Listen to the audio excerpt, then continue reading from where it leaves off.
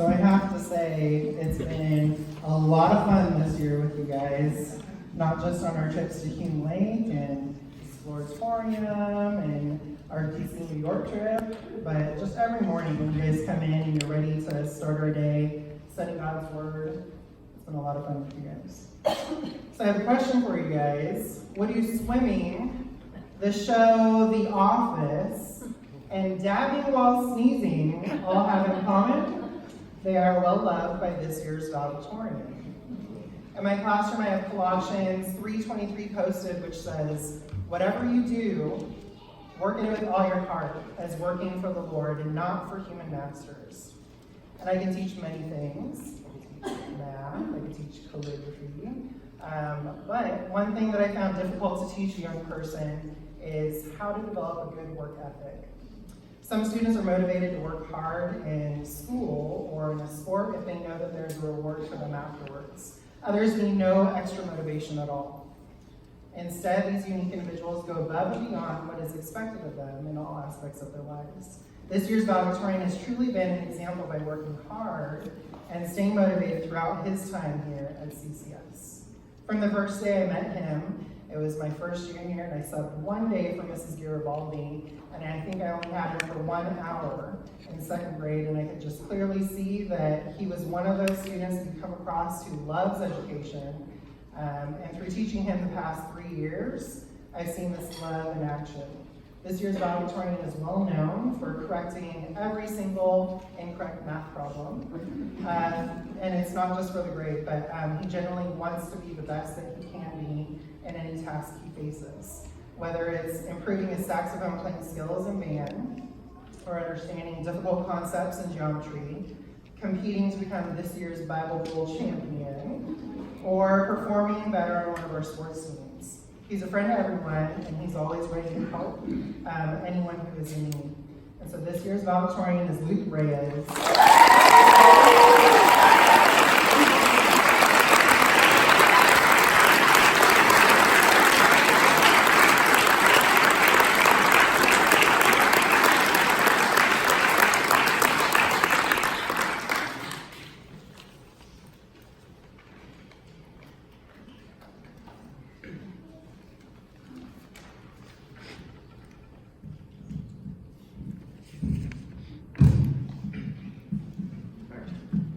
Welcome everyone to the Campbell Christian School's 2019 graduation.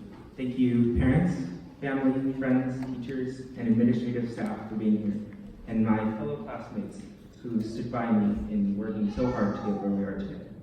9 whole years, maybe more. I stand up here and it feels very strange to finally stand alongside my closest friends who have gone through it all with me in reaching the end. It is such an honor, not just because I was chosen to be valedictorian, but to be here in representation of my class, and I really hope I don't let you guys down. Now, to start, let me ask a question. What is the meaning of life? Some might say to help others, or maybe to find the meaning of life itself. Still, some avid readers might say 42. Yet I would argue that the answer is happiness, and along with that comes the idea that we do everything in step to make ourselves either happier or less sad. No one studies because it makes them happy. I mean, maybe some of you do. They study because that way they'll be happier when they get their test back and see a score they're happy with.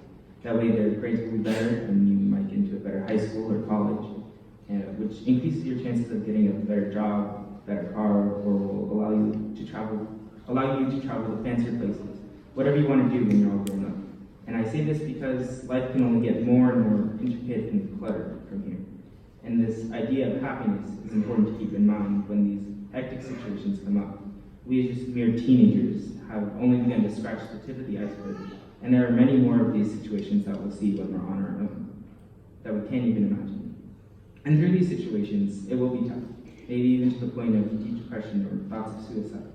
But we can see a benefit in all these situations we face, in that when you make it through, you can learn from them. You know what to do when these challenges resurface themselves, because if you survive those challenges, no matter how difficult, you really can do anything. You already know how to beat them.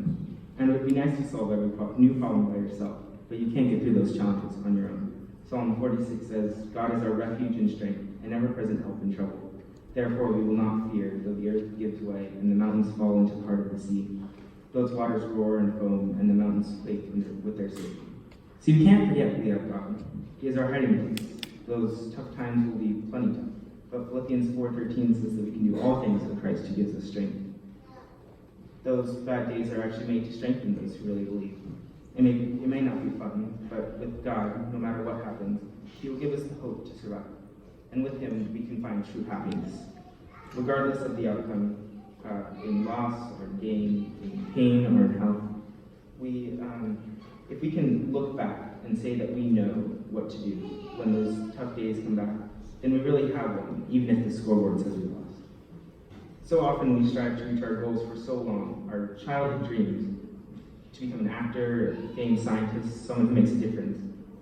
We can't even remember why we're doing it, because we've been so obsessed with rising up to society's ideals of success that we can't stay in the mindset of inner happiness that begins with God.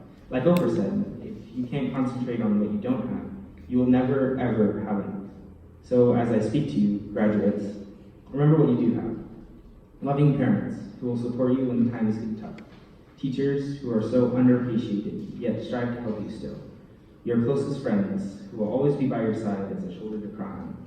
And to all of you, an amazing, loving, graceful, and sustaining God that will never, ever leave you or forsake you, and who will always love you 3,000.